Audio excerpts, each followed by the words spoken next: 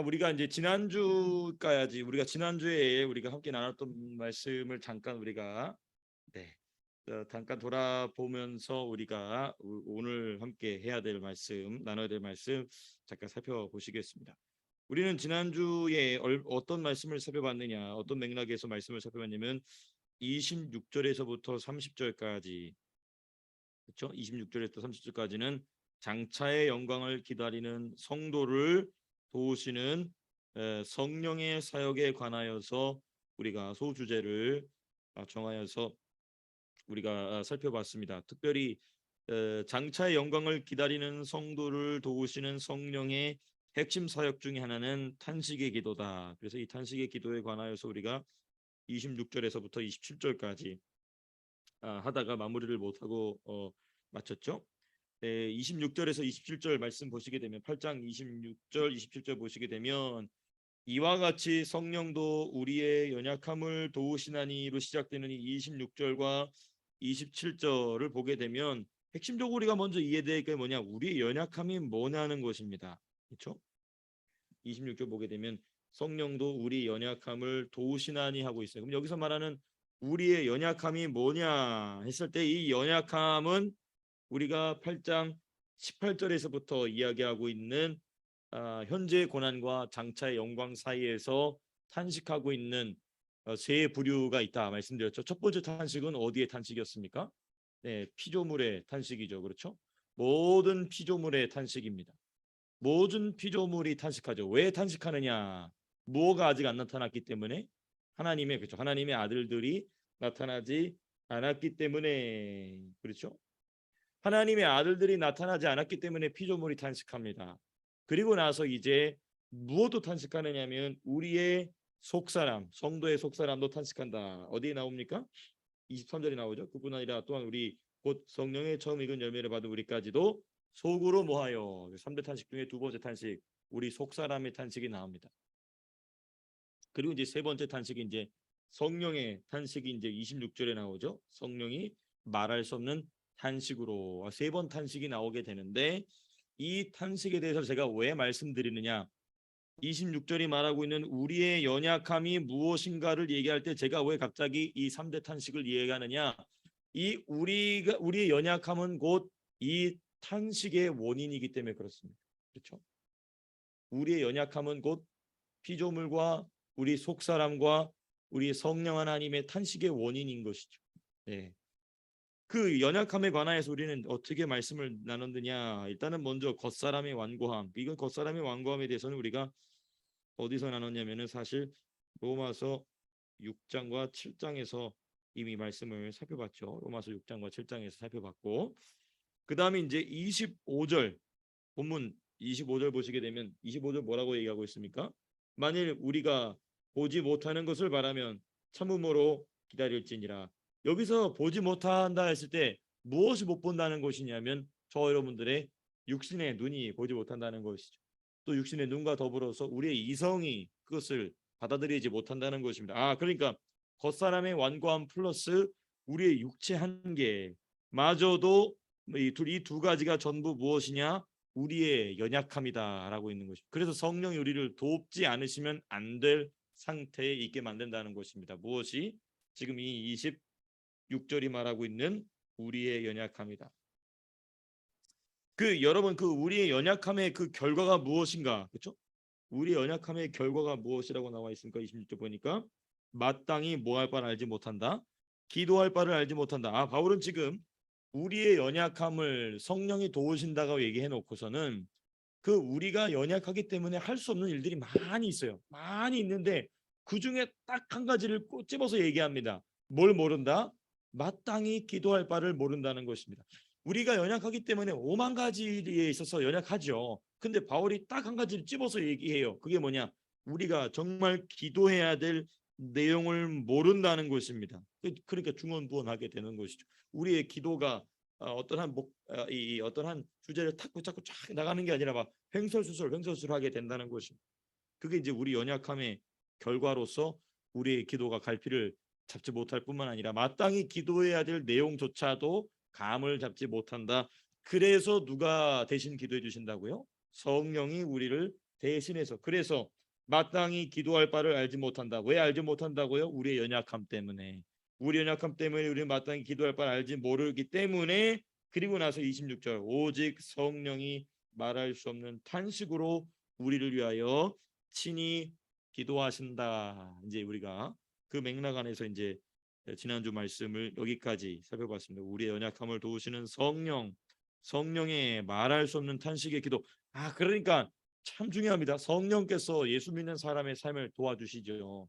여러 가지로 도와주십니다. 병 들었을 땐 병도 고쳐주시고, 돈이 필요할 땐 돈도 주시고, 사람을 만나야 되는 사람도 만나게 해주시는데, 그 성령께서 사람을 도우시는 그 수십, 수백, 수천, 수만 가지의 사역 중에 바울은 딱 한 가지를 고른다면 무엇을 적고 있느냐? 성령의 말할 수 없는 탄식으로 말미암은 기도라는 것이. 그러니까 성도의 기도의 생활이 얼마나 중요한 것인지. 그렇죠? 이게 참 이 부분을 우리가 좀 주의 깊게 살펴봐야 됩니다. 그래서 그 성령 하나님의 기도의 내용이 무엇인가가 우리가 지난주까지 했던 내용입니다. 성령의 기도의 내용에 관하여서 27절에 바울은 뭐라고 얘기하고 있습니까? 마음을 살피시니가 무슨 생각을 하시나니 성령의 생각을 하신다. 성령 하나님이 저와 여러분들을 위하여 기도하시는 내용이 뭐냐? 곧 성령의 생각입니다. 근데 그 성령의 생각을 같은 절 27절에서 뭐라고 얘기하고 있냐면 하나님의 뜻이다. 그렇죠? 27절 마지막에 이는 성령이 하나님의 뜻대로 성도를 위하여 간구하신다.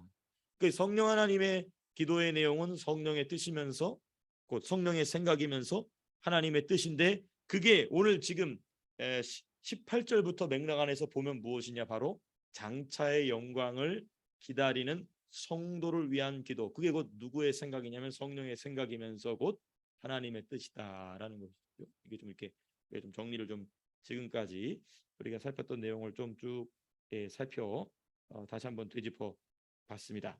자, 그러면 이제 우리가 조금 더 구체적으로 좀 이제 생각해야 될 게 뭐냐면 그 성령의 생각, 곧 하나님의 뜻을 우리가 마땅히 알아야 되는데 마땅히 알고 그것을 마땅히 기도해야 되는데 기도하지 못한다는 것이지 않습니까? 그렇죠? 근데 여기서 참 중요한 주제가 한 가지 있습니다.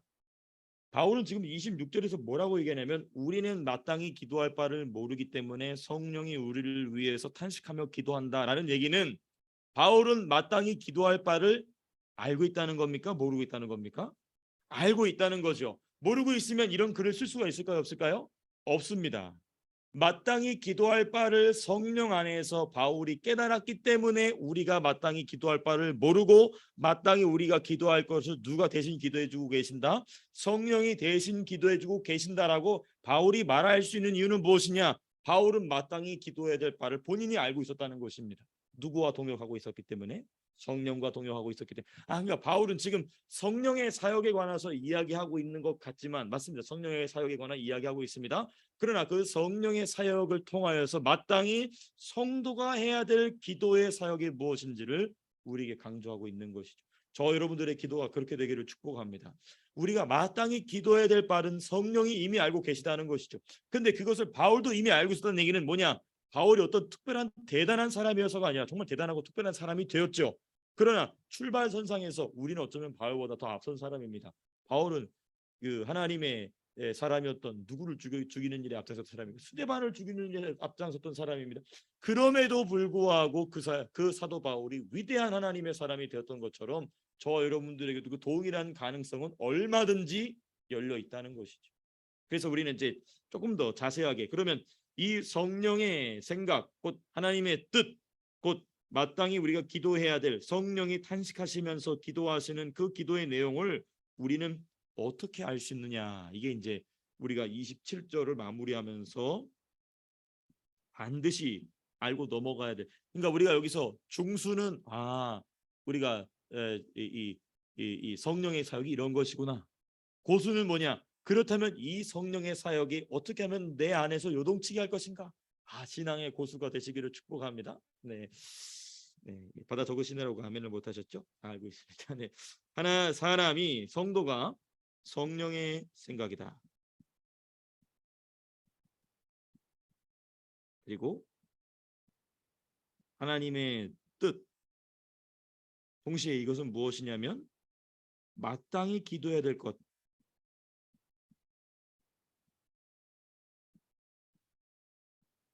그렇죠? 동시에 이것은 무엇이냐면 성령의 말할 수 없는 탄식 기도죠. 이거를 어떻게 하는가?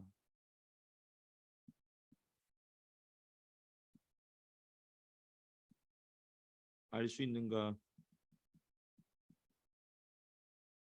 제가 지난주에 잠깐 말씀드렸습니다마는 이 성령의 생각, 하나님의 뜻, 마땅히 기도해야 될 것, 그리고 성령의 탄식의 기도는 무엇으로 나타난다고요? 소원으로 나타난다. 잠깐 말씀드렸죠.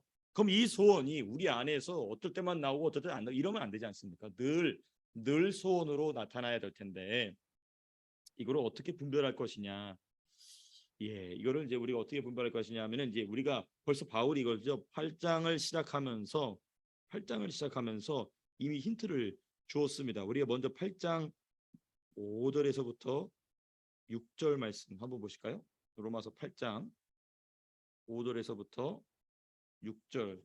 우리 5절 6절 같이 한번 읽어보시겠습니다. 시작. 육신을 따르는 자는 육신의 일을, 영을 따르는 자는 영의 일을 생각하나니 육신의 생각은 사망이요 영의 생각은 생명과 평안이다. 자, 근데 우리가 이 말씀을 묵상할 때에는 8장에서 중요 주제를 뚫고 들어가다 보니까 그 말씀 자체만을 우리가 붙들고 묵상했었죠. 자, 근데 우리가 이제 성령과 동역한다라는 것을, 우리의 속사람이 성령과 동역한다는 것을 충분히 이해한 뒤에 다시 이 말씀을 보게 되면 우리의 눈에 확 띄는 존재가 하나가 있습니다. 육신을 따르는 자가 따로 있고 영을 따르는 자가 있다가 나와요. 이게 이제 눈에 보이십니까? 우리가 그때는 영의 생각이라는 주제에 집중하고 있었어요. 저도 그래야 했기 때문에 이 영을 따르는 자에 대해서는 일부러 말씀을 안 드렸습니다. 근데 우리가 이제 26절, 27절까지 묵상해 놓고 보니까 영의 생각은 무엇인지 알겠는데 더 중요한 게 뭐냐? 그 영의 생각을 따르는 자가 있다는 것입니다. 그 사람은 누구냐? 저와 여러분들이 그 대상자인 것이죠. 그렇죠? 영을 따르는 자는 영의 일을 생각하나니. 그래서 영의 생각을 갖는 사람은 생명과 평안을 누린다는 게 6절에 나와 있죠. 예. 영을 따르는 자. 옆에 중요한 표현이 나옵니다. 영을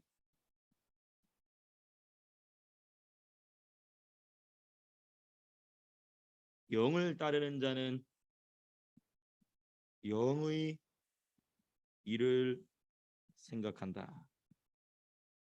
벌써 힌트가 5절 6절에 나와 있죠. 자, 그럼 우리가 이제 다시 한번 차분히 되짚어서 말씀드리면 성도가 사람이 성령의 생각, 하나님의 뜻, 마땅히 기도해야 될 것, 성령의 탄식의 기도를 어떻게 하느냐? 일단 5절과 6절에 보니까 영을 따르면 된다는 것입니다.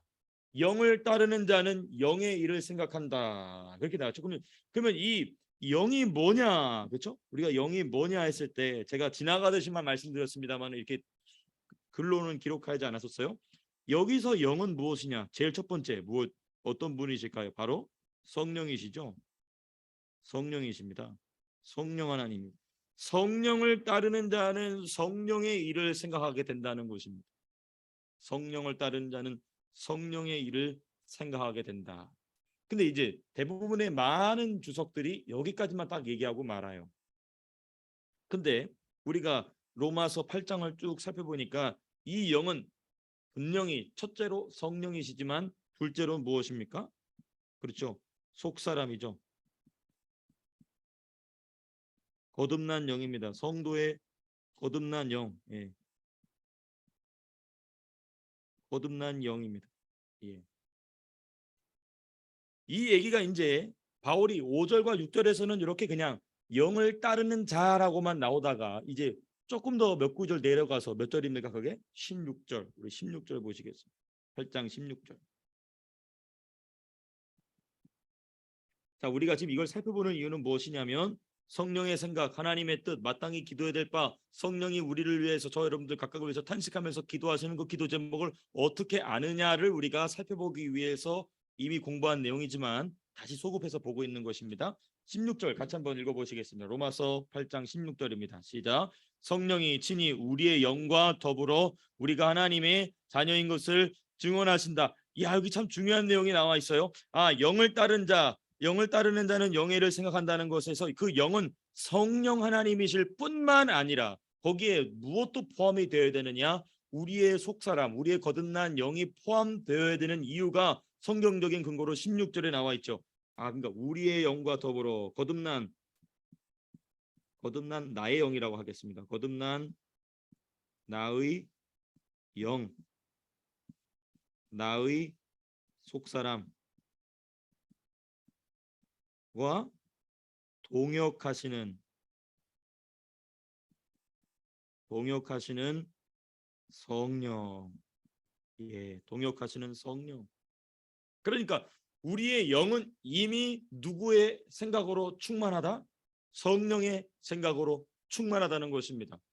이게 아주 중요합니다. 우리 안에는 이미 예수가 저와 여러분들에게, 예수님이 저와 여러분들에게 원하시는 것으로 충만하다는 것은, 완성됐다는 것은 아닙니다. 성장이 필요하겠죠. 가득하다는 것입니다. 근데 그 가득한 그 영 속에 가득한 성령의 생각이 어디에 영향력을 줘야 되냐면 저와 여러분들의 혼에, 그렇죠. 우리의 이성과 감성의 그 예수의 생각이, 성령의 생각이, 그래서 우리 김현주 집사님이 날카롭게 지난주에 마무리하면서 제가 그냥 넘어가려고 했던 것을 지적해 주셨죠. 그 마음을 감찰하시는 이는 누구냐 질문해 주셨죠. 그러니까 우리의 속사람에 가득한 예수의 생각, 우리의 속사람에 가득한 성령의 생각을 어떻게 하면 우리의 마음에다가 옮겨줄까를 누가 감찰하고 계신다고요? 우리 주 예수님이니까. 여기는 이제 마음을 살피신다라고 되어 있는데 개혁 한글판은 마음을 감찰하시라고 되어 있을 거예요. 근데 이제 여기서는 마음을 살피시는 예수님이 누구의 생각을 아시나니? 성령의 생각을 아시나니. 그러니까 우리 마음을 살펴보시고 계신 예수님은 성령을 통하여서 우리 속사람에 가득한 성령의 생각을 어디에 밀어놓고 싶으신 거냐면 다른 사람이 아니고 내 생각, 내 겉사람, 그렇죠? 내 감정에 예수의 마음을, 내 이성에 예수의 이성을 넣어주고 싶으신 게 누구시다? 그게 성령이시라는 것이죠. 이게 이제 저와 여러분들의 깊이 깨달아 주시게 되게 축복합니다. 그래서 왜 우리가 부르짖는 기도를 해야 되느냐? 이 우리의 겉사람을 깨트리는 게 이 부르짖는 기도이기 때문에 부르짖는 기도가 중요한 것입니다. 그래서 우리의 안에서 그게 소원으로 막 일어나게 되죠. 우리 가슴과 우리 이성 속에 그것이 소원으로 자리 잡게 되는 것입니다. 그래서 이것을 우리가 비로소 이 무엇입니까? 이 속사람과 동역함으로써 제가 지난번에 말씀드린 소원으로 나타나는, 그렇죠? 요 내용이 이렇게 내려오게 되는 거죠. 네.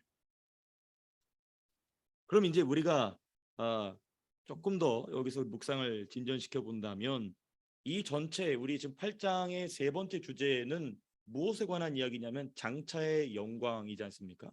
근데 장차의 영광과 대비되는 또 다른 주제가 뭐냐면 현재의 고난입니다. 그럼 바울이 왜 이 현재의 고난, 왜냐면 우리 다시 8장 18절 보시게 되면 생각하건대 무슨 고난은? 현재의 고난은.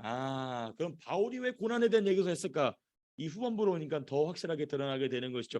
우리로 하여금 속사람에 가득한 성령의 생각이 그 밖으로 끄집어 나오게 하는 가장 효과적인 수단이 뭐다? 고난이라는 것이. 고난이 와서 우리를 칠 때 우리의 겉사람은 괴롭고 부서지고 무너지지만 사실 우리 속에 있는 속사람의 생각은 밖으로 분출되기 시작한다는 것이죠. 이게 이제 8장의 세 번째 소주제인 거듭난 뭐라고 될까요? 성령의 생각.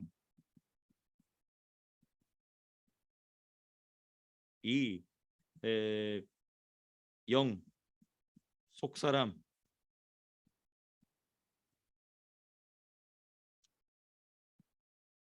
밖으로 나오게 하는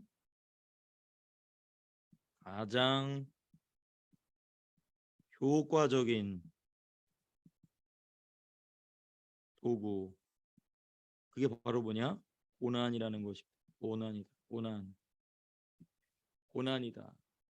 그래서 예수님과의 7대 연합 중에 두 번째가 뭐냐면 바로 고난과 연합입니다. 그리스도의 고난과 연합함으로 우리의 겉사람은 박살이 나고 우리의 겉사람은 무너지고 우리의 속사람에 가득한 그 성령의 생각이 예수의 마음이 바깥으로 확 나오기 시작하죠. 그게 바로 뭐냐? 로마서 8장 1절, 2절, 3절이 얘기하는 너희를 해방하였다라는 말이 바로 그 말인 것입니다.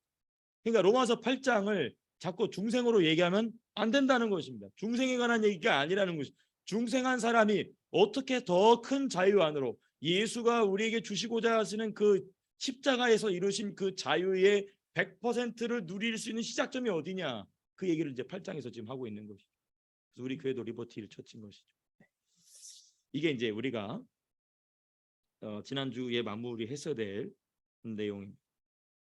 자, 그리고 나서 이제 바울이 우리가 너무나 잘 알고 있는 말씀 28절 모든 것이 협력하여서 선을 이룬다. 우리가 이 말씀 우리가 많이 암송도 하고 그러는데 물론 저는 잘 암송을 못하지만 이제 모든 것이 협력하여서 선을 이룬다라는 주제의 이 말씀 28절, 29절, 30절 말씀 보겠습니다. 여기는 이 소주제가 뭐냐? 모든 것이 합력하여 선을 이룸에 관한 이야기가 나오고 사실 이 내용은 무엇과 연관이 있냐면 성도의 신앙 여정이다. 또는 뭐 청교도들이 얘기했던 구원의 서정 들어보셨습니까? 구원의 서정. 예. 그래서 뭐 구원의 서정 보면은 뭐 중생이 먼저다, 뭐 회심이 먼저다, 뭐 이렇게 쭉 있거든요. 그건 이제 우리가 나중에 중급 교리반 할 때 또 살펴보겠습니다. 근데 뭐 그걸 꼭 굳이 뭐 알 필요가 있나 싶기도 한데요. 그래도 네, 뭐 알아두면 뭐 나쁘지 않죠. 어찌됐든 뭐 그걸 이제 신앙 성도의 신앙 여정이다, 내지는 구원의 서정이다, 뭐 이렇게 얘기하는 그런 게 있습니다. 자, 그러면 이제 우리가 이 28절에서 또 이 30절까지 묵상하기 위해서 제일 먼저 살펴봐야 될 내용은 단연 28절에 있는 무슨 말씀이냐? 선을 이루느니라.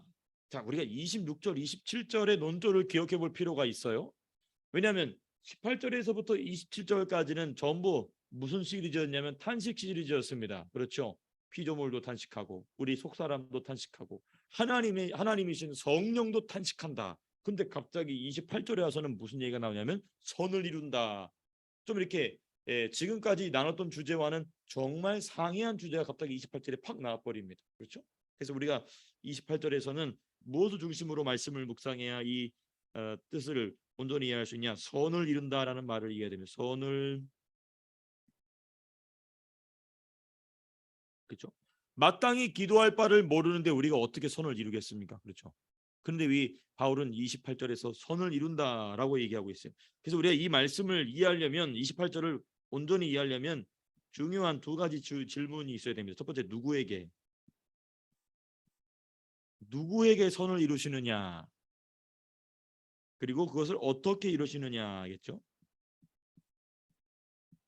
두 가지 질문을 가지고 28절을 우리가 분석해 보면 이 선을 이룬다라는 말의 의미가 무엇인지 보다 더 깊이 있게 우리가 생각할 수 있게 되는 것입니다. 첫 번째, 누구에게 이것을 이루느냐. 28절에 뭐라고 되어 있죠? 누구에게 이 일을 이루신다고 되어 있습니까? 28절 가만히 보시면 그렇죠. 하나님을 사랑하는 자다. 하나님을 사랑하는 자에게 선을 이루신다. 근데 하나님을 사랑하는 자를 또 다르게 표현한 표현이 28절에 있습니다. 뭐라고 되어 있습니까? 그렇죠. 그의 뜻대로 부르심을 입었다. 그의 뜻대로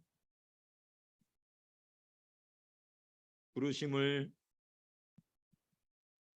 입은 자. 제가 이 주제를 여기서 얘기할까 말까 했는데 그래도 왜냐면은 29절과 30절을 이해하려면은 이 부분을 짚고 넘어가야 될 것 같아서. 왜냐면 여기 여러분 사랑한다라는 것은 누굴 기준으로 얘기하고 있는 것입니까? 사랑받는 사람 기준입니까? 사랑하는 사람 기준입니까? 사랑하는 사람 기준이죠. 사랑하는 우리 인간 기준에서 하나님을 사랑합니다라고 얘기하죠. 그러니까 절대적으로 누구 기준이냐면 사람 기준이에요. 근데 바울은 이 말을 획가닥 바꿔가지고 그 다음에서 뭐라고 얘기하냐면 그의 뜻대로 부르심 받았다. 이건 전적으로 누구 기준입니까? 하나님 기준이죠. 그럼 이게 서로 상치되느냐? 그렇지 않다는 것입니다. 이걸 요한일서에서 사도 요한은 뭐라고 얘기하고 있느냐? 요한일서 한번 찾아보시겠습니다. 요한일서 벌써 말씀이 떠오르신 분 있으세요? 아, 네, 죄송합니다. 네.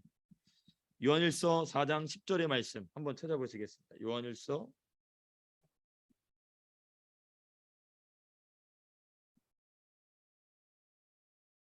4장 10절의 말씀.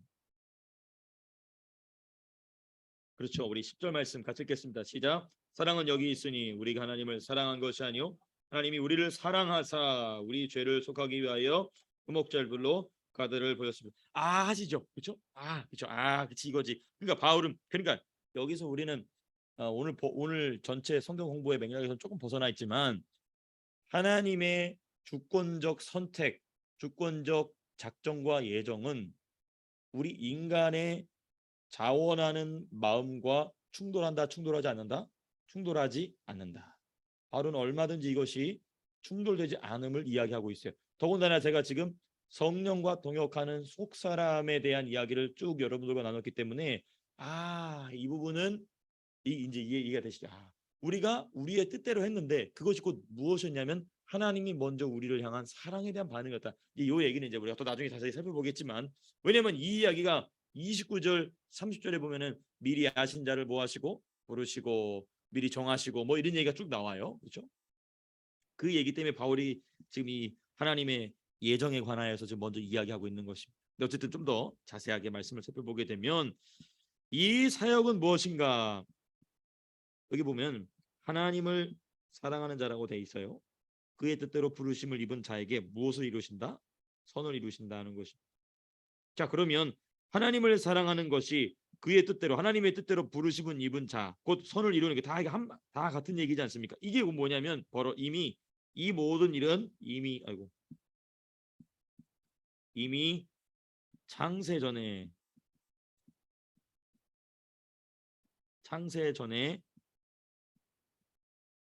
작정된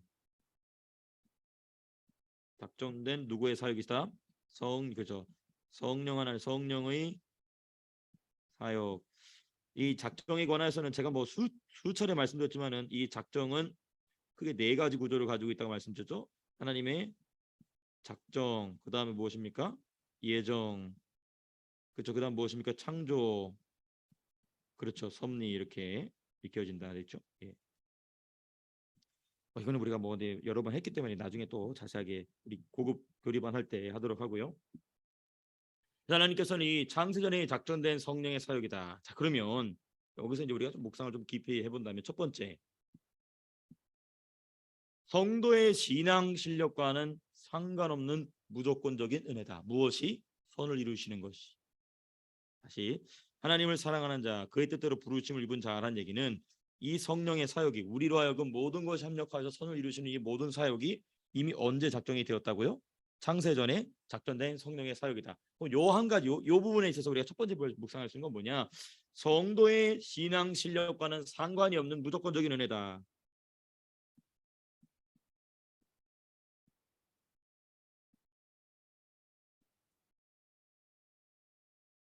과는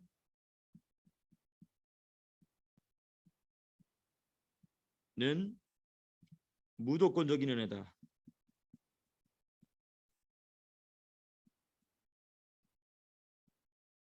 칼빈이 그래서 5대 이 교리에서 말한 무조건적인 선택 이래 바로 그게 무조건적인 은혜인데요. 자, 그런데 여기서 중요한 게 있어요. 바울은 여기서 무조건적인 은혜를 절대 다수인 성도들에게 하나님이 천편일률적으로 베풀어 준다는 얘기를 하고 있는 것은 아닙니다. 제 말편이 좀 어려워 다시 말씀드립니다. 바울이 지금 이미 창세에 작정된 하나님의 성령의 사역이지 않습니까? 이 일 하시는 게 그렇죠? 그렇기 때문에 이것은 성도의 신앙 실력과는 상관없는 이거는 무조건적인 하나님의 은혜입니다. 그렇죠? 근데 바울이 이 8장에서 이 이야기를 할 때 무조건적인 은혜가 모두에게 공통적으로 베풀어진다라는 얘기를 하고 있지 않다는 점에서 우리는 이 묵상에 여기서 멈추면 안 된다는 것입니다. 더 중요한 게 뭐냐? 그 다음에 뭐냐? 그러나 그러나 성도의 신앙 실력에 따라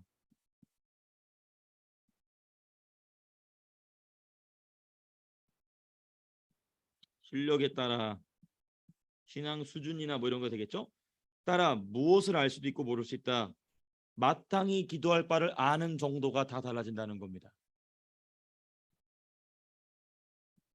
마땅히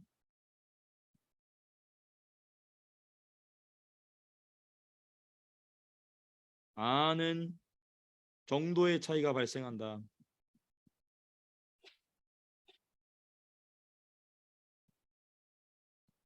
예.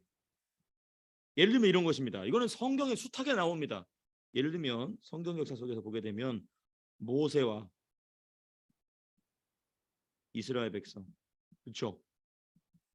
마치 하나님과 사람 차이가 나는 것까지는 아니겠지만 그와 다를 바 없을 정도로 모세와 이스라엘 백성들은 신앙 수준에 극명한 차이를 보였죠.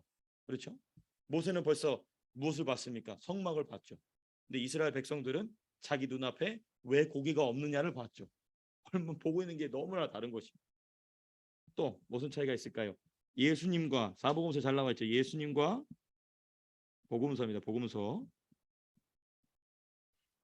예수님과 복음서의 제자들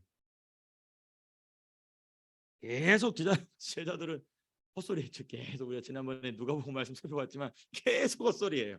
그렇죠? 근데도 예수님은 기가 막힌 말씀을 하시죠. 정말 예수님이 지혜의 근원이시고 지혜 자체신데 또 우리가 요즘 새벽에 말씀 묵상하는 사도 바울과 어디입니까? 고린도 교회. 예. 같은 성령이 일하시는데 이토록 다르다는 것입니다. 그러면 하나님이 이미 창세 전에 예정하시고 작정하신 성령의 사역이지만 그것을 아는 정도는 분명히 차이가 있다 없다? 있다는 것입니다. 바울은 지금 이 이야기를 하고 싶은 거예요. 하나님이 무조건적인 은혜를 주셨다 그 얘기를 하고 싶은 게 아니라 로마 교회 성도들은 이미 그걸 충분히 이해하고 있는 성도들이었던 것입니다. 그래서 나는 지금 알고 있는 마땅히 알고 있는 기도 제목을 너희는 지금 알고 있느냐라는 얘기를 지금 이 8장 후반부에 와서 지금 얘기하고 있는 것이죠. 예. 아 그렇죠. 아유 우리 김효지 역시 김효지 집사님 정말 맞습니다. 역시 그렇습니다. 맞습니다. 바울이 비록 로마 교회에 멀리 떨어져 있으나 바울에게 붙어야 산다는 얘기를 지금 바울이 이 이야기를 하고 있는 것이죠. 명확하게 보셨습니다. 제가 그 얘기를 할까 말까 했는데 어떤 김효지 씨 벌써 얘기를 해보셨네요. 그렇죠? 아니에요. 그러니까 맞습니다. 그러니까 이제 그러면 이끌려가는 사람은 항상 이끌려만 가느냐? 또 그렇지도 않죠. 왜냐하면 이끌려 가다가 어느 수준에 가면 하나님이 또 그 사람에게 누구를 갖다 붙이시죠. 그렇죠. 그러니까 이제 이 부분을 바울이 이야기하고 있는 것입니다. 그래서 이 마땅히 기도할 바를 알고 그 성도를 위한 성령의 이 탄식의 기도를 아는 만큼 그러니까 이게 참 중요합니다. 이 두 번째 부분이죠. 그러니까 여기서 아는 만큼 마땅히 기도할 바를 아는 만큼 무엇을 보냐면 성령이 하시는 일을 보게 됩니다. 이 부분이 정말 중요합니다, 여러분. 아는 만큼 성령이 하신 일을 보게 됩니다. 그래서 이런 사람이 뭘 알게 되느냐? 모든 것이 합력하여 선을 이루시는 성령의 사역을 보게 됨. 네.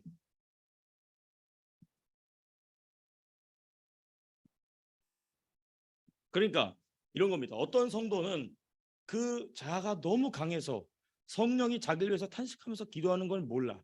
그리고 평생 자기 뜻대로 살아. 예수를 믿지만 평생 자기 뜻대로 살아요. 그리고 평생 그 정도 신앙 수준을 살다 갑니다.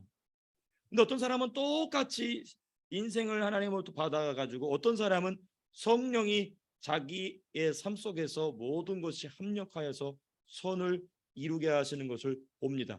어떤 사람의 믿음, 어떤 사람의 신앙 수준이 더 클까요? 이건 뭐 물어볼 필요가 없는 일. 바울이 지금 이 얘기를 하고 있고 이거를 지금 나는 하고 있다라는 얘기를 너무나 당당하게 로마 교회 성도들에게 이야기하고 있습니다. 그러면서 8장이 딱 끝나자마자 무슨 얘기가 나오죠? 9장부터 9장 10장 11장 누구에 대한 자기 안타까움이 나옵니까? 이스라엘 백성. 왜 바울이 그럼 그 얘기를 하느냐? 지금 너희 유대교회, 특별히 유대교회뿐만 유대인들뿐만 아니라 이방인들 함께하고 있는 그 로마 교회 성도들이 마땅히 기도해야 될 바가 그럼 뭐냐에 대한 얘기를 9장부터 하고 있는 겁니다. 그러니까 8장에서 지금 마땅히 기도할 바를 지금 너희는 모른다. 근데 나는 안다. 그리고 이제 8장이 곧 마무리가 되거든요. 30몇 장이면 끝나지 않습니까? 그리고 나서 9장에서 갑자기 왜 바울이 이스라엘 백성에 대한 자기가 끊이지 않는 근심이 있다는 얘기를 왜 하느냐? 그 근심이 누구의 근심일까요? 성령의 근심인 겁니다. 성령의 탄식인 거죠. 이스라엘 백성을 향한 성령의 탄식이 이와 같이 내 안에서 울리고 있다 해서 바울이 몇 장이나 얘기하냐면 9장, 10장, 11장 계속 그 얘기를 하는 것이죠. 그러니까 바울이 지금 이 8장에서 그러니까 이 로마서 8장을 우리가 어떻게 이해하느냐는 지금 7장까지 내용을 잘 어떻게 이해해 왔냐에 대한 점검하는 장이면서 이제 8장 이후에 나오는 9장부터의 내용을 이해하는 아주 중요한 키가 이 8장인 것이고 이 8장이 바로 처음에는 8장 전반부에서는 성령의 영의 생각이라고 얘기했다가 16절에 내려와서는 성령과 우리 영이 동역한다고 얘기했다가 마지막에 와서는 성령의 탄식 소리를 내가 듣는다. 그리고 그 탄식이 뭐냐에 대한 얘기가 이제 9장에서부터 쭉 나오기 시작하는 것이죠. 저와 여러분들도 이렇게 성령의 탄식을 듣는 기도자들 되시기를 축복합니다. 정말 너무나 귀한 기도의 자세인 것이죠. 그러니까 이것을 성령의 탄식을 들은 만큼 성령이 자기 안에서 모든 것을 협력하여 선을 이루시는 걸 본 만큼 그 사람의 믿음은 커지는 거죠. 믿음의 상상력이 생기는 것입니다. 그러니까 믿음은 항상 상상력이거든요. 왜냐하면 눈에 보이지 않으니까. 그렇죠. 이 상상력이 어떻게 발현되느냐? 이건 내 멋대로 상상하는 게. 그러니까 이제 긍정의 힘이 왜 잘못됐느냐면 그 상상을 누가 만드는 거예요? 자기가 만드는 겁니다. 그게 이제 그게 로버트 슐러부터 시작되는 그 이 미국의 이 기복주의 신앙의 흐름이 쫙 그게 나와 있죠. 그렇죠? 그게 이제 지금 가장 그 마지막에 그걸 이어받고 있는 게 그 레이크우드 처치의 그 뭐죠? 환하게 웃는 미소로 조엘 오스틴, 제 아내가 좀 더 좋습니다. 조엘 오스틴 목사님이 그 얘기를 하고 있죠. 그러니까 그 반은 맞고 반은 틀린 말인데 사실 반이 틀린 게 부패 정도가 너무 심해가지고 사모님이 더 막 신학적인 문제가 심해요. 그래서 하나님이 영을 보내서 예수님을 터치하더니 하나님이 아들이 됐다. 뭐 이렇게 얘기를 하는 거예요, 사모님이. 이제 기도문에도 큰 문제가 있죠. 근데 어쨌든 원래 얘기 돌아와서 그 나타나는 현상은 같아요. 어떤 상상력을 갖게 하느냐. 근데 그 상상력이 내가 만들어낸 거냐, 아니면 성령이 내 안에서 내 삶 속에서 모든 것을 합력하여 선을 이루시는 것을 봄으로 일어나는 상상력이냐, 그 차이인 것이겠죠. 우리는 성령이 하시는 일을 봄으로써 상상력이 점점 커지게 되시기를 축복합니다. 제가 이 얘기를 할까 말까 했는데 지금 이제 말이 나와서 말씀드리면 이런 겁니다. 덴마크 여러분 아시죠? 세계 최고의 이 복지국가이자 낙농국가인 덴마크. 덴마크는 2차 세계대전 후에 이제 독일의 전쟁이 독일에 완전히 점령당했으나 전승 국가로 들어가지만은 자기 영토는 이제 다 뺏겨버리게 됩니다. 그리고 남은 건 이제 이 소금기가 가득한 염분기가 가득한 땅만 남은 것이죠. 그때 이제 위대한 하나님의 종 두 명이 나타납니다. 누구냐? 그룬투비와 달가스. 그룬투비 목사님과 달가스 목사님에게 성령이 상상력을 넣어주십니다. 그래서 뭘 만들게 하냐면 이 덴마크가 거의 세계 최초로 뭐가 나오냐면은 땅에서 스프링클러를 만드는 일을 하죠. 이게 이제 바로 뭐냐면 성령이 이 하시는 일을 본 사람의 상상력의 힘입니다. 우리 성도님들도 그런 상상, 특별히 우리 아이들이 그런 상상력이 반짝반짝하게 되길 축복합니다. 너무너무 중요해요. 그 상상력은 돈을 불러옵니다. 갑자기 뭔 소린가? 그 돈을 불러온다는 건 뭐냐?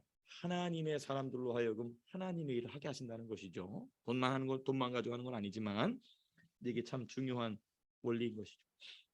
자, 그리고 나서 이제 우리가 묵상해야 될 내용이 바로 무엇이냐? 모든 것이 협력한다라는 것이 바로 이제 여기서 좀 우리가 이 말씀을 해서 모든 것이 협력하여 모든 것이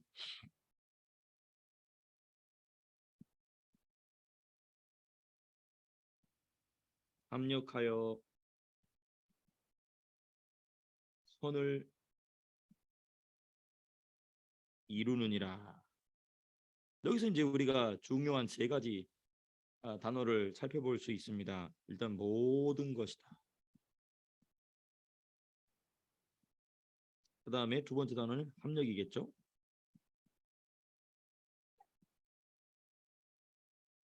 아이고. 예. 그다음 세 번째가 선입니다. 선. 네. 이제 이 세 가지 단어를 중심으로 우리가 좀 표현을 중심으로 좀 살펴보게 되면 일단 모든 것은 무엇인가? 모든 것. 이게 뭐냐면 진짜 말 그대로 모든 겁니다. 특별히 어디에 있는 성도의 삶, 성도의 삶 속 전체에 있는 영광도 있죠. 영광. 그렇죠? 여러분들의 삶 속에 영광이 있죠. 그렇죠? 영광만 있는 게 또 아니라 뭐도 있습니까? 수치도 있죠. 예, 부끄러움도 있습니다. 또 우리의 삶 속에 무엇이 있으면 사람이 있죠. 사람, 인간관계가 있죠. 그렇죠? 또 그 인간관계 가운데서 일어나게 되는 환경이 있죠. 상황. 그렇죠? 여기에 절대 빠질 수 없는 게 무엇이 있을까요? 당연히 죄도 들어갑니다. 죄와 선, 그렇죠? 선도 들어가죠. 그 심지어 하나님은 하나님의 성령은 뭐도 사용하신다고요? 저 여러분들의 죄도 사용하신다는 것이 놀라운 일이죠. 그래서 이거를 디모데전서에서 뭐라고 얘기하고 있는가 한번 찾아보시겠습니다. 디모데전서 4장 4절에서부터 5절 우리 한번 같이 보시겠습니다. 디모데전서 4장 디모데전서 4장 4절에서부터 5절까지 아마 우리가 이 말씀 묵상한 다음에 이 디모데전서 4장 4절 5절 말씀 바울이 이 말이 이 말이구나 하시게 될 겁니다. 4절 5절 같이 읽겠습니다. 시작. 하나님께서 지으신 모든 것이 선함에 감사함으로 받으면 버릴 것이 없나니 하나님의 말씀과 기도로 거룩하여짐이라. 우리 하나님의 말씀과 기도로 거룩해진다는 말씀 잘 알아요. 근데 이걸 떼놓으면 안 됩니다. 이게 뭐냐면 하나님께서 지으신 모든 것이 뭐함에 선함에. 근데 그게 어떻게 우리에게 선하다라는 것으로 다 열매를 맺게 되느냐? 뭐로 받으면? 감사함으로 받으면 버릴 것이 없다. 그러니까 감사함으로 왜 받느냐? 이걸 누가 사용하시기 때문에 8장으로 돌아오면 성령이 합력하여서 사용하시는 재료기 때문에 선하다는 겁니다. 그러니까 세상이 말하는 선의 기준과 하나님 말씀하시는 선의 기준은 전혀 다른 기준인 것입니다. 세상이 말하는 선의 기준은 언제나 가변적인 문화에 매우 밀착되어 있는 인간의 도덕 기준이 선을 결정합니다. 그러나 하나님은 어떤 것이 선이냐? 하나님 자체가 선이시면서 동시에 성도로 하여금 고난을 통하여 장차의 영광을 사용하게 하시는 모든 것이라면 하나님 안에선 선이라는 것입니다. 그러니까 그 악한 바로 왕도 하나님 편에선 선인 것입니다. 물론 악한 바로 왕은 그 자기 죄로 심판받아 멸망에 가지만 그 바로 왕을 사용하시는 하나님에게 있어서는 절대 선인 것입니다. 왜 그렇죠? 그 바로 왕으로 누굴 만드시기 때문에 이스라엘 백성을 만드시기 때문에 그런 것이죠. 그러니까 심지어 우리 속에서 역사하고 수많은 사람들 속에서 역사는 귀신들 마귀들마저도 그 존재 자체는 영원 불멸 지옥으로 영원히 하나님 앞에 심판과 징계를 받지만 그들을 사용하시는 누가 계시기 때문에 성령, 그렇죠? 하나님이 계시기 때문에 그 모든 일을 합력하여서 뭐가 된다? 선이 된다는 것이죠. 더 중요하게는 성도로 하여금 고난 가운데서 장차의 영광을 바라보게 하고 그 장차의 영광을 준비하게 하는 그 모든 재료라는 것입니다. 여기서 말하는 게 이제 바로 모든 것이라는 것입니다. 두 번째 표현입니다. 우리 8시가 조금 넘었는데 요 단어 두 개만 더 하고 마무리하도록 하겠습니다. 두 번째 합력입니다. 합력. 협력. 영어가 더 잘 되어 있습니다. All things work together라고 되어 있어요. All things. 이 NIV 말고요. ESV나 NRSV는 이렇게 되어 있습니다. All things work together.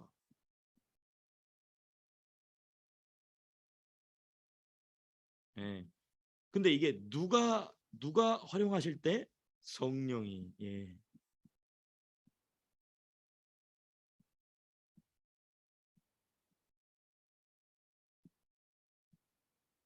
그러니까 이 로마서 8장 이게 누구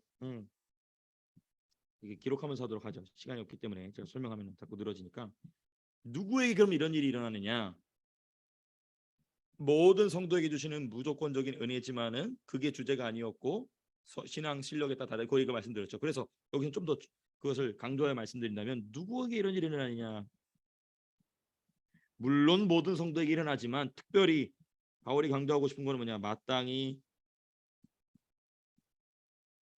기도할 바를 알아가고, 그렇죠?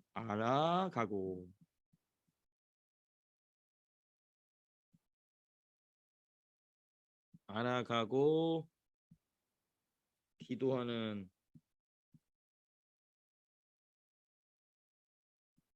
성도에게 이 합력이라는 일이 일어난다는 것입니다. 그러니까 우리가 기도도 그러니까 제가 이제 와서 노골적으로 이제 좀 말씀드립니다. 그러니까 기도도 안 하면서 모든 것이 합력하여서 선을 이룬다는 말은 그 사람에게는 사실 해당 사항이 있다 없다는 거예요. 근데 기도하더라도 누구의 누구의 기도에서 빗나가면 성령이 원하시는 기도에서 빗나가면 말탕도루묵이라는 거죠. 그러니까 어떤 사람에게 모든 것이 합력하여 선을 이루느냐? 성령이 우리를 위하여 탄식하시는 내 인생에 있어서 내가 가장 먼저 기도해야 될 내용에 대해서 내가 눈치를 탁 채고 기도하는 사람에게 그제서야 무엇이 합력하여 선을 이루기 시작한다고요? 모든 것이 합력하여 선을 이루게 하는 그 역사가 자기 눈에 드디어 보이기 시작하는 것이 여기 여태까지는 보이지 않고 여태까지는 일어나지 않던 그런 일들이 이제 시작이 되는 것이죠. 사실 이미 시작되었으나 그렇죠? 좀 어려운 주제이긴 한데 예. 그래서 이걸 조금 더 넓게 광범위하게 본다면 8장 이후의 주제죠. 8장 주제인 어디에 법 아래에 있는 사람? 성령의 법 아래에 있는 사람이죠. 성령의 법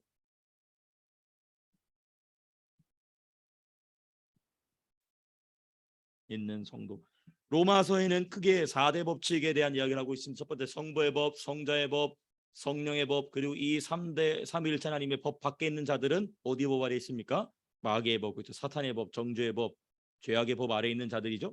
근데 그 얘기는 이제 우리가 다 얘기했기 때문에 그러니까 성령의 법 아래에 있는 사람에게는 드디어야 뭐가 이제 일어나냐면 모든 것이 합력하여서 선을 이루기 시작하는 일들이 이제 꾸물렁 시작이 되는 것입니다. 내 평생에 일어나지 않았던 신앙의 진일보가 시작이 되는 거죠. 내 평생에 일어나지 않았던 내 생각이나 내 감정이나 내 물질 관계나 인간관계에서 드디어 변화의 조짐이 시작된다는 것입니다. 이게 바로 모든 것이 합력하여서 선을 이루게 하신다는 것이죠. 아하. 그래서 우리가 성령이 원하시는 기도를 한다는 것이 얼마나 중요한 것인지. 근데 내일 새벽 예배가 바로 그 얘기를 하고 있어요. 내일 새벽에 보면은 그러면 우리 속사람이 우리의 성령이 우리 안에서 기도하시는 바가 무슨 내용이냐에 대한 내용이 이제 이 고린도전서 14장에 힌트가 잠깐 나옵니다. 방언에 대한 얘기를 하면서 방언은 누구에게 하는 것이다? 하나님께 한다고 하면서 그 말을 또 다시 뭐라고 얘기하냐면은 무엇으로 기도한다? 너의 영으로 기도한다라고 얘기해요. 그러니까 그럼 우리 영이 혼자 기도합니까? 아니면 로마서 8장 16절을 보니까 누구와 함께 동역하면서 기도합니까? 그러니까 방언으로 기도할 때 비록 사람의 말은 못 알아들으나 우리의 영이 성령과 더불어서 기도해야 될 기도의 내용을 무엇으로 꺼내놓는다? 방언으로 꺼내놓는다는 것입니다. 그래서 방언이 중요한 것입니다.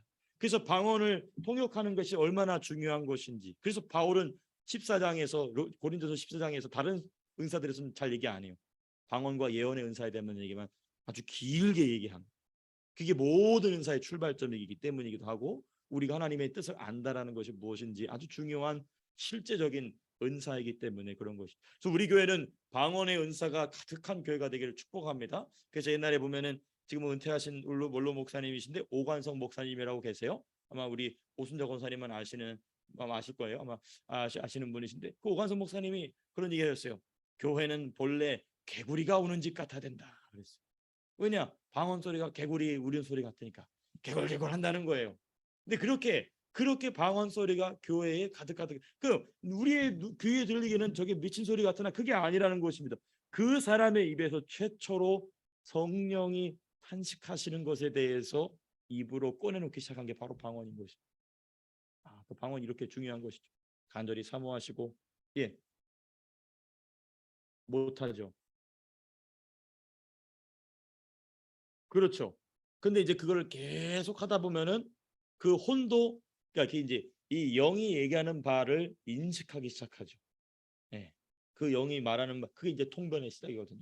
방언 통변의 시작이거든요. 어떤 사람은 통변이 막 갑자기 이제 바로 막 이 직역하듯이 나오는 경우 있어요. 그런 경우도 있고 대부분의 경우는 개인이 방언 기도를 오래 하면서 하루에 많이 시간을 딱 정해놓고 지속적으로 기도하다 보면 이게 어떤 뜻인가에 대해서 어떤 감이 잡히는 경우도 있고 아니면 성경 구절이 떠오를 때도 있고 아니면 목사의 설교가 싹 지나갈 때도 있어요. 예. 저는 보통 보니까 목사님들의 설교가 지나가요. 저는 보면 고등학교 때부터 그랬어요. 그래서 근데 그러다가 이제 목사님들의 설교를 하다가 이제는 성경이 지나가. 지금 이 얘기를 하고 있구나. 그러다가 이제는 어느 구체적까지는 제가 그렇게까지는 아직 우리 아버님은 그렇게 하고 계신 것 같아요. 벌써 누구에 대해 탁 얘기하면 벌써 그 쫙 깊이 들어가시더라고요. 근데 그 얘기를 말로 안 하시죠. 심지어 아들에 대한 얘기도 아들한테 잘 안 하세요. 그래서 제가 그런 얘기에 비슷한 얘기를 할 때까지 기다리세요. 몇 개월이고 참으시더라고요. 근데 어쨌든 그 방언을 오래 많이 그리고 자아가 깨지는 일을 고난과 연합함을 통해서 한 사람은 그게 이제 서서히 통변이 되기 시작합니다. 우리 성도님들도 그렇게 되시길 바랍니다. 그게 이제 마땅히 기도해야 될 바를 캐치해 나가는. 그 방언 못하면 모르냐? 그거는 아닙니다. 그건 아닌데 고린도전서를 보니까 그것의 가장 빠른 길은 뭐냐? 방언이다라고 얘기하고 있다는 것이죠. 그래서 마지막 부분입니다. 무엇을 위한 선인가?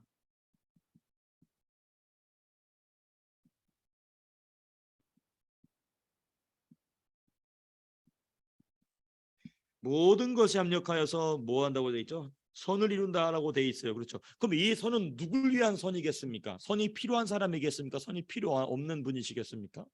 필요한 사람이겠죠. 모든 것이 합력하여서 선을 이룬다는 것은 그러므로 하나님을 위한 것이 아니라 누굴 위한 거냐면 너를 위하다는 것입니다. 성령이 모든 것이 합력하여서 너를 위하여서 선을 이룬다. 그러니까 이 선은 무엇이냐? 이 선은 성도가 금생에서 금생이 지금이다. 이제 금자입니다. 지금 금생에서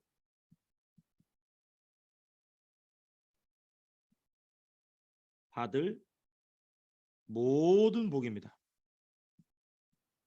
이 땅 가운데서 받을 모든 복을 지금 바울은 여기서 이 28절에서 뭐라고 하냐면 모든 것이 합력하여서 선을 이룬다. 그 선은 곧 복이라는 것입니다. 복. 그걸 이제 우리가 에베소서 1장 3절에서는 하늘에 있는 모든 신령한 복들이다. 여기 나눴었죠. 근데 여러분 이 금생에서의 복을 왜 주시느냐? 이 땅에서 잘 먹고 잘 살고 잘 되고 그것도 하나님이 바라시는 거지만 그거는 사실 순서상으로는 두 번째, 세 번째, 네 번째입니다. 제일 중요한 건 뭐냐? 이게 뭐냐면 내 생을 위한 투자금이에요.